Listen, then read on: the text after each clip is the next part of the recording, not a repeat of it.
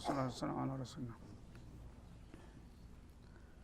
فإذا قضيتم مناسككم እና አላህ Subhanahu Wa Ta'ala አበይት ጉዳይ ብሎ የመደባቸውን የሥራ ተግባራት በመታከናወኑና በመታገባድዱ ጊዜ ይላል ፈዝኩሩላህ አላህን ጌታችሁን አውሱና አወድሱ ዋናው የሐጅ ሥራ ዚክሩላህ ነው انما جعل الطواف والسعي ورمي الجمار والوقوف بعرفة من أجل ذكر الله على رسول عليه الصلاة والسلام እነዚህ የተለያዩ የኢባዳት ኬላዎች የተመደቡት ለአላህን ዚክር ለማንጸባረቅ ነው ሌላ አይደለም ስለዚህ አላህ Subhanahu Wa Ta'ala በእነዚህ ስራዎች እንግዲህ ተሐረመል መኪ ጀምረህ ጧፍ ማድረግ አለብህ ሰዒ በይነ ሶፋ ወልመርዋ መመላለስ አለብህ እንደገና አረፋ መውረድ አለብህ ከዛ ተመልሰህ ሙዝደሊፋ ማደር አለብህ ከዛ እንደገና ጀመራት መምጣት አለብህ እንደገና ለሶስት ቀናት ሚና መቆየት አለብህ የሚለው ዚክረን ተመውደዱ የተነሳ በእነዚህ የተለያዩ ኬላዎች ተዱንያ ስራ ርቀህ ልክ ባይተዋር ሆነህ ዱንያህን ንብረትህን ቤትህን ረስተህ ለአላህ ብለህ ሌት ተቀን ጌታህን እንድታወድስ ሹግለ ሻጊል እንዲሆን ሌላ ሹግሎች በሙሉ እንድትተውና ለሱ ኢባዳና ዚክር ብቻ ፍጹም እንድትሆንለት ብሎ ነው በዚህ ፕሮግራም ውስጥ የሚያስገባህ ማለት ነው እንግዲህ ሰው የሚጠበቅበት ሁሉ ጊዜም ቢሆን ጌታን ማወደስ ነበር የትም ቦታ ቢሆን ግን ቢያንስ በእነዚህ በተወሰኑ ቀናቶች እንኳን ከዱንያ ህይወት ወጥተህ እኔ በመረጥኩትና በወደድኩት በመደብኩት ሰዓትና ቦታ እኔን እንድታወደስ ይፈልጌ ልዩ ኮርስ ነው ያመጣው ይያለ ነው ኮርስ ጣቢያ ነው የወሰደህ ስለዚህ እዛ ሄዶ ሰው ራበኝ ደከመኝ ጠማኝ ምናምን የሚባል ነገር ትርጉም ሊሰጠው አይገባም ለዚህ ጉዳይ መጀመሪያውኑ ተዘጋጅቶ የሚያስፈልገውን ነገር ከዛ በኋላ በዛ ቦታ ሳይሰላች ሳይበሳጭ በቀጥታ የታዘዘውን ነገር ሁሉ በማድረግ ጌታውን በማወደስ እንዳሳልፈው ተብሎ ነው የመጀመሪያው የተመደበው ማለት ነው እምቲሃን ነው ፈተና ነው በተለይ የከተሜ ሰዎች በቅንጦ የሚኖሩ ሰዎች ተቀስር ቀስር ሁሉ ጊዜ ፍራሽ የሚጎረብጣቸው ሰዎች እዛ አሸዋማ ጣሃያማ አቧራ ሁሉ ነገር ላይ እስቲ ለኔ ብለህ ተጎሳቆል ነው አላህ Subhanahu Wa Ta'ala ለኔ ብለህ መስዋዕት ክፈል እስቲ በእድሜው አንድ ቀን ግልት ታይቶ የማያውቀው ሁሉ እዛ ሂዶ ለአላህ ብሎ እንዲገላታ ይፈልጋል በአሁኑ ጊዜ ግን መጥፎ አዝማሚያ እየመጣ ነው ያለው እና የተለያዩ ከደማቶች በጣም እየናሩ ነው ያሉት የሽርሽር ቦታ እየሆነ ነው ያለው ማለት ነው አላህ ያንን አይፈልግም በእውነቱ ምክንያቱም የራቡ የጠገቡ የተመቻቸው ሁሉ እንደዛ ሄደው እንዲጎሳቆሉና ጌታቸውን እንዲያስታውሱ እስከዛሬ የዋለላቸው ውለታ ጸጋ ያንበሻበሻቸው ሀብት ምን ያህል እንደሆኑ እንዲገመግሙ ነው የተፈለገው ማለት ነው አሁን ግን ማሻአላህ ኸይማው ስትገቡ ቦፌው በህይወት የትኛውን ቦታ አይተው የማታቅ ከደማት ነው ተሟልቶ የሚገኘው ማለት ነው ያን ትበላለህ ትጠጣለህ ወሬን ትፈጫለህ ትተኛለህ ቴሌቪዥን አለ አላህን ትዘክራለህ ወይስ ቴሌቪዥን ትመለከታለህ ሙሰልሰላት ይቀርብልሃል እዛ ውስጥ አላማውን ሳተ ማለት ነው እና እዛ ሂደት ዱንያን በሙሉ ረስተሃት ከቤተሰብ ከልጆች የበለጣለ እነሱ ይቅሩብ ብለህ ነው እኮ ተተሄድከው ለዛ ሂደት ያበቃ ግን ያልሆኑ አርቃን የሚሄዱ ሴቶች ፊልም ይመጣልሃል እዛ ማለት ነው ምኑ ሀጅ ተደረገው አላማው እየተሳሳተ ነው ይበላል ይጠጣል ይፈልገውን ሁሉ እንደፈለገ ወዳውኑ ተገልብጦ ማንኮራፋት ነው ሶላት ፈርድ ያመልጠዋል ሀጀኛ ሆኖ እዛ የምን ሀጅ ነው ይሄ ሁሉ እንግዲህ በማወቅ ነው ይሄን ሁሉ ለማስተካከል የሚቻለው ያላወቁ ሰዎች ግን ያው አስተናጋጆቹ ይሄን ሁሉ ያደረጉልን ስርዓቱ ይሄ ስለሆነ ነው ጀዛሁሙላሁ እያለ ዝም ብሎ እየበላ እየጠጣ ተኝቶ ሐጅ ሳያደርግ መምጣት ሆነ ማለት ነው እና ይሄ በጣም ልንጠነቀቅበት የሚገባ ነገር ነው አላህ Subhanahu Wa Ta'ala የሰጠውን ኒዕማ መጠቀም ሐራም አይደለም ግን መጠን አለው ማለት ነው ሁሉ ነገር አላማውን መሳት የለበትምና ያን ነገር መገንዘብና ሐጃችንን በትክክል አላህ በሚያስደስት መልኩ ለማድረግ መሞከር ያስፈልጋል فإذا قضيتم مناسككم እና የሐጅ ስራዎቻችሁን ለምሳሌ አረፋ ውላችሁ መጣችሁ ሙዝደሊፋ አድራችሁ መጣችሁ ከዛም በዒዱ ማልዳ ጀመራት መጣችሁ ወረወራችሁ በለቱ የሚሰሩ ዋና ዋና ስራዎች እንደገና ሐልቃ አለ ሀዲያ አለ በዛው ቀን እነዚህ ዋና ዋና ስራዎችን ታገባደዳችሁ በኋላ ምን ይሆናል አጠቃላይ ስራ ሰጣችኋለሁ ይላል እሱ ምንድነው ፈዝኩሩላህ በማንኛውም ቦታ ቁማችሁም ተቀምጣችሁም ተኝታችሁም አላህን ማውሳት አብዙ ከዚክሪኩም አባአኩም አባቶቻችሁን እንደምታወሱ አይነት ይላል ማለት ነው ይሄ ታሪካቸውን ሊያስገነዝብ ነው። በጃሂልያ ጊዜ ይሄንን እንግዲህ የአረፋንና የሙዝደሊፋን ጉዞ ታጠናቀቁ በኋላ ተጀመራት በኋላ ሚና ላይ ሲረጋጉ የመህረጃን ያቋቁሙ ነበር ማለት ነው። አባቶቻቸውን ቅድመ አያቶቻቸውን የሚያወድሱበት ስብሰባ ያደርጉ ነበር ማለት ነው። እና ለአላህ ብለው ወጥተው እንደገና ሰውን ያወድሳሉ። የኔ አባት እንደዚህ ጀግና ነበር፣ የኔ አባት ቸር ነበር፣ የኔ አባት እንደዚህ ነበር እያለ በፉክክር በሽዕር በግጥም ሙባራ ነበር ውድድር ይደረግ ነበር።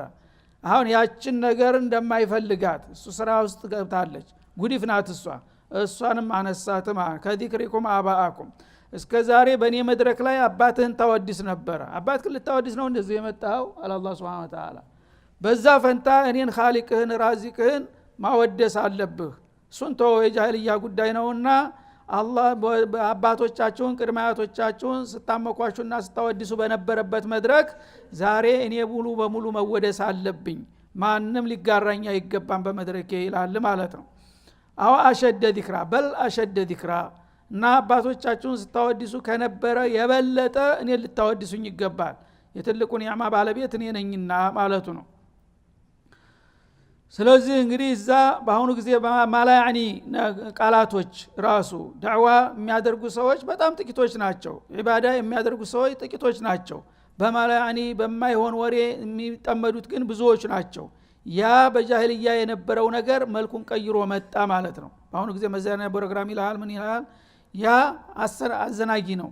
እና አላህ ራሳችሁን ልጅን ቤተሰቦቻችሁን አባቶቻችሁን በጃሂልያ ታወድሱበት በነበረው መድረክ እኔ ነኝ መወደስ ያለብኝ፣ ከዛ የበለጠ እንዳውም በብዛትና በጥልቀት እኔን ማወደስ አለባችሁ ይላል ማለት ነው።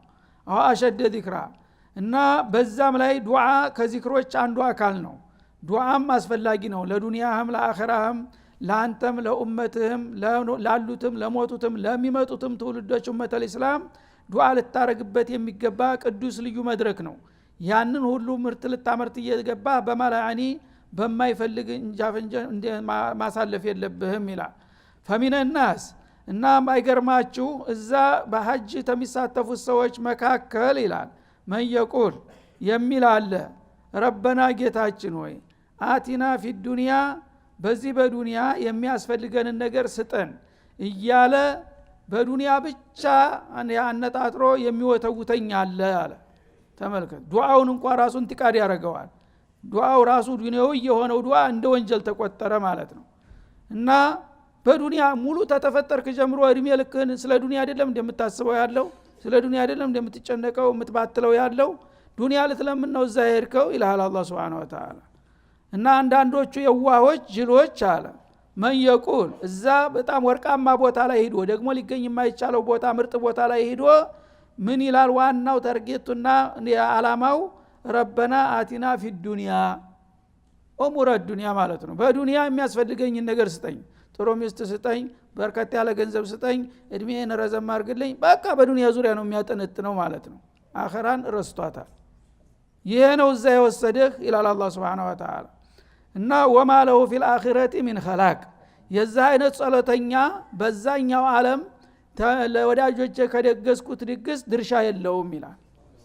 ለምን እድለቢስ ነው። በገዛጁ ጌታውን ትልቅ ነገር መጠየቅ ሲገባው እዚህ ትልቁ መድረክ ላይ መጥቶ በዱንያ ላይ ብቻ ያጠነጥናል። ዱንያ ስጠይ ዱንያ ስጠይ ዱንያ ስጠይ እያሉ በዚህ ብቻ ተጠምደው ስለ አኺራ ምንም እንትን ሳይሉ የሚመለሱ እጃጆች አሉ። ይሄው ሌላው መናጆ ደግሞ በዚህ ማለት ነው። እንግዲህ አብሮ አረፋ ውሏል፣ ሙዝደሊፋ አድሯል፣ ሚና ሲንከራተት ከርሟል። ግን ዱንያ ብቻ ነው በልቡ በአምላሱም ያለው ሀብት ስጠይ ነው ሁሉ ጊዜ የሚለው ማለት ነው። ይሄ ከሆነ ያን ዱንያውን እንግዲህ በጠየቀበት መሰረት ፍቃዴ ከሆንኩ ልሰጠው እችላለሁ፣ ካልፈለኩ ሙላዚም ግን ወዳጆቼ የጠየቁትን ነገር ስላልጠየቀኝ እድል የለውም አለ አላህ Subhanahu Wa Ta'ala። ወማ ለሁ ፊል አኺረቲ ሚን ኸላቅ ምክንያቱም ትልቁን ድግሴን አርክሷል ነው የሚለው። እዛ የጠራሁት መንሐጀ ወለም የርፉስ ወለም የፍሱቅ ረጃ ከየውመ ወለደቱ ኡሙ አይደል የተባለው ሊገላገል ነው። የ80 ዓመት የ90 ዓመት ወንጀሉን አራግፎ አዲስ ሰው ሆኖ ሊመጣ ነው የሄደው። ያንን የመሰለ ድል ረስቶና ዘንግቶ እንደገና በሬ ስጠኝ ፍየል ስጠኝ ብሎ ይለምናል ሰው። ይሄን ካደረገ ያችሁ የጠየቀችው ከተሳካችም ተሳካ ያላት በዚህኛው መድረክን የለም ወዳጆቼ በማስተናግድበት መስተንግዶ እሱ አይመለከተውም فمالهم في الاخره من خلاق ማለት من نصيب ድርሻ የለውምና ይወቀው ምክንያቱም በገዛጁ ራሱ እድሉን ዘግቶታልና ማለት ነው ወሚንሁም ከሁጃጆቹ መካከል ደግሞ መየቁሉ የሚሉ ጎበዞች አሉ ረበና ጌታችን ሆይ አቲና ፊ ዱንያ ሐሰና ይኸው ብልጥነት ማወቅና ለማወቅ እዚህ ላይ ነው ልዩነቱ እሱ የሚፈልገውንም ዱንያ ለምነዋል እነሱ አልቀረባቸውም በዱንያ የሚበጀንና የሚጠቅመንን መልካም እድል ስጠን ይላሉ አለ ግን በዚህ ላይ አይገቱም ቀጥለው ምን አሉ ወፊል አኺራ በመጪው ዓለም ደግሞ ሐሰና መልካም እድልን ስጠን ይላሉ ወቂና አዛበናር እንደገና ደግሞ ከሚፈራው ሁሉ ይበልጥ የሚፈራው የሳት ቅጣት ነውና ከሳት ቅጣት ጠብቀንና አርቀን እያሉ የሚጠይቁኝም ብልሆች አሉ እነዚህ ናቸው የኔ ጎበዞች ይላል ማለት ነው አላህ Subhanahu Wa Ta'ala እንግዲህ ይኸው ባለማወቅ ነው አላህ ሁሉንም ነገር ጠይቀው ሲገባ ዱንያ ብቻ ሐሰነተን የሚለውን ቃል እንኳን አልተጠቀመም እኮ አለ መጀመሪያው ላይ የለም እኮ አቲና ፊ ዱንያ በስ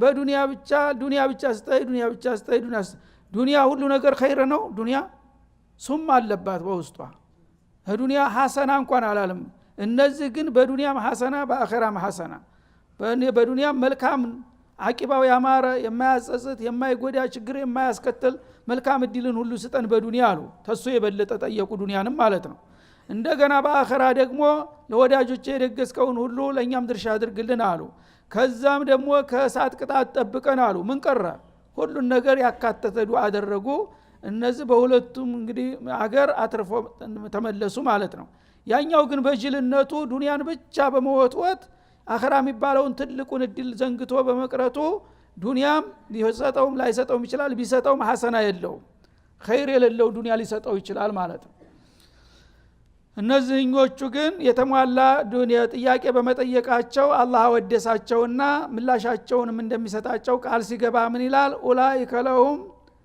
ኡላኢከ ለሁም ነሲቡ ሚማ ከሰቡ አለ እንዲህ አይነቶቹ ብልሆችና ትጉሆች ጠያቂዎች ለነሱ ከሰሩት ስራ ተገቢው ምንዳ አላቸው እንግዲህ ጌታቸው የሚያዛቸውን ነገር ሰርተው የሚፈልግባቸውን አድርገው እንደገና ደግሞ በዱንያም በአኺራም የሚያስፈልጋቸውን መልካም እድል አካተው በመጠየቃቸው እነዚህ ሰዎች የጠየቁት ጥያቄ ድርሻ ይኖራቸዋል ይላል ማለት ነው والله سريع الحساب አላህ Subhanahu Wa Ta'ala ምርመራው ፈጣን የሆነ ጌታ ነውና ማንኛውም ሰራተኛ የሰራውን ይስራ ያወራውን ያውራ የጠየቀውን ይጠይቅ ያሰበውን ያስብ ከኔ መቼም ትዝብት ማንም ሰው ሊሰወር አይችልም ሁሉንም እንዲያቀራረቡ አስተናግደዋለሁ فمن يعمل مثقال ذرة خيرا يرى ومن يعمل مثقال ذرة شرا يرى እንዳለው የከሰብከውን ነው የምታገኘው ማለት ነው ታወክበት በአግባቡ አላህ በሰፊው ብትጠይቀው ሰፊ ድል ሊሰጥህ ይችላል ግን በተቃራኒው ትንሿንና ርካሿን ነገር እንደ ትልቅ ነገር አድርገ ዱንያን ብቻ እየወተወት አኺራን ከዘነጋህና ቸልታልክ ግን ትልቁን ድግስህን ስለናክና ስላረከስከው ከሱ ምንም ዳረጎት የለህም ሲል አስጠነቀቀ ማለት ነው ስለዚህ ዱዓ ስናረግ ዱዓችን ጀዋሚ አልከሊም መሆን አለባቸው እና አጠቃላይ የሆኑ ሁሉን ነገር ያካተቱ ዱዓዎችን መጠቀም ያስፈልጋል በተለይ ይህ ቃል ነብዩ አለይሂ ሰላቱ ወሰለም አክثر الادعياء ሁሉ ጊዜ ይሄ አያት ነበረ ዱዓቸው እና اذا اراد ان يدعو للناس دعا بها واذا اراد ان يدعو على الناس دعا بها ይላሉ እንዳውም እና የፈለጉትን ነገር ሊጠይቁ ሲፈልጉ ረሱል አለይሂ ሰላቱ ወሰለም ይሄንን ዱዓ ይጠቀሙ ነበር hatta ሰዎችን ሊመርቁ ሲፈልጉ በዚህ ቃል ነበር የሚጠቀሙት ምክንያቱም አጠቃላይ ነው በዱንያ በአኺራ መልካም እድል የሆነ ሁሉ አላህ ይስጥህ ከዚህ በላይ ምን ትፈልጋለህ ተመጥፎ ነገር ሁሉ የመጨረሻ ከሳት ቅጣት ይጠብቅ ከተባለ አንዲ ሰው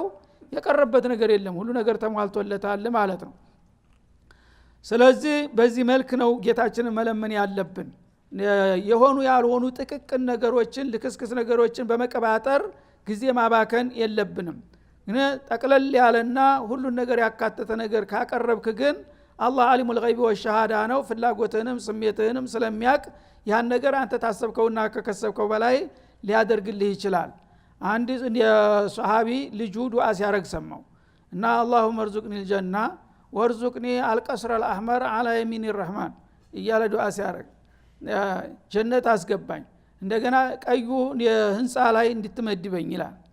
ያ ወለድ ያለ ያሽበከንተ አስአልላህ ይድخلك الجنه ጀነት መግባቱን ብቻ ለምን እሱ ተተገኘ ነጩ ህንጻ ጥቁሩ ህንጻ አያስፈልግም። ጌታ የሚመርጥልህን እሱ ያውቃል። መጀመሪያ ጀነት መግባቱ ላይ ነው መታገላሉት። ጀነት ገባ በኋላ ሰው የፈለገውን ነው የሚያገኘው አይደለም ነው ወፊያ ማተሽተሂል አንፉሱ ወአንቱም ፊሃ ካሊዱን ነው። እና በማይረባ በከለር አንተ ትከራከራለህ። ነጩን ህንጻ ነው የምፈልገው ቀዩን ህንጻ ነው ጥቁሩን ህንጻ ምን አስፈላጊ? ጀነት ስጠኝ ብቻ የሚለውን ለጀነት የሚያበቃውን ስራ ጀነት እንድትገባ ሁሉ ጊዜ አጥብቀህ ለምን። ያንን ካደረክ ጀነት ከገባ እዳ አለቀ ነው። ጀነት የገባ ሰው የሚጎልበት ነገር የለም። ጀነት ገብተህ የፈለከው የተመኘው ነገር ይጠፋል ማለት ዘበት ነው። እዳው ያለቀ አገር ነውና ማለት ነው። ግን እዛ ገብተህ ይሄን ያህል ቁመት ይሄን ያህል ርዝመት ይሄን ያህል መልክ የምትለው ያለ ስራ ነው ዝም ለምትሻቀለው ማለት ነው። ስለዚህ በዱንያ ላይ ደግሞ የተጠመዱ ሰዎች ከዛ የበለጠ ቂል ናቸው። ዱንያ ነገ ተታት የምትሄድ ነገር ናት። የፈለገውን ነገር የተመኘውን ሁሉ ቢያሸክምህ እንኳን ነገ ተታት ትሄዳለህ። እዚህ ረግፋ የምትቀር ነገር ናትና ዋናው ቀሪው ዓለም ለዛኛው ነው መጨነቅና ማሰብ መስራት የሚገባው ነው የሚለው አላህ Subhanahu Wa Ta'ala። هذا وصلى الله وسلم على النبي وعلى اله